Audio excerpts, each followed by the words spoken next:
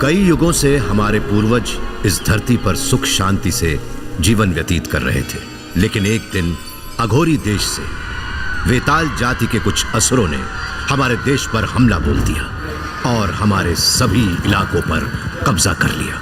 वेताल जाति के लोगों की ताकत साधारण मनुष्यों की ताकत से कई गुना ज्यादा थी। उनकी आंखें नीले रंग की होती थी। क्रोध आने पर उनके 2 दांत लंबे हो जाते थे। वेताल लोग जहां रहते थे उस जगह का नाम वेताल देश पड़ा।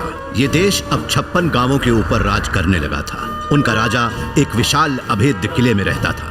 बिना उनकी आज्ञा के यमराज भी उसमें प्रवेश नहीं कर सकता था। किले में महाराजा अपनी बेटी राजकुमारी यमन रानी के साथ रहते थे। नेक दिल राजा अपनी प्रजा की भलाई के लिए ही सोचते रहते थे। पूरे राज्य में सुख और समृद्धि फैली हुई थी।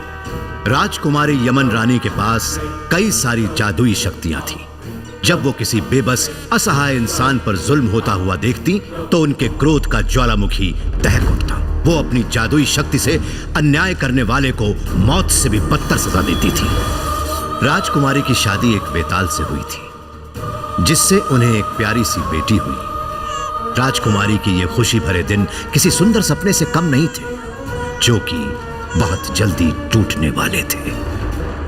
महाराज ने जल तरंग को अपना दलपति नियुक्त किया। ये पद मिलते ही उसने अपना असली रूप दिखाना शुरू कर दिया। उसने किसी साधु की मदद से एक खूंखार चीते को अपने वश में कर लिया था, जो गांव के लोगों का भक्षण करने लगा।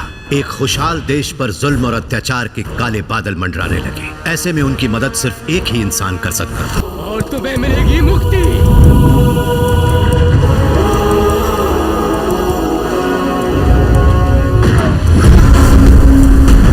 पुली, गांव वालों का रखवाला, एक महान योद्धा, अस्त्र शस्त्र की सभी विद्याओं में निपुण, 100 दुश्मनों को अकेला मार गिराने वाला एक फौलाद था।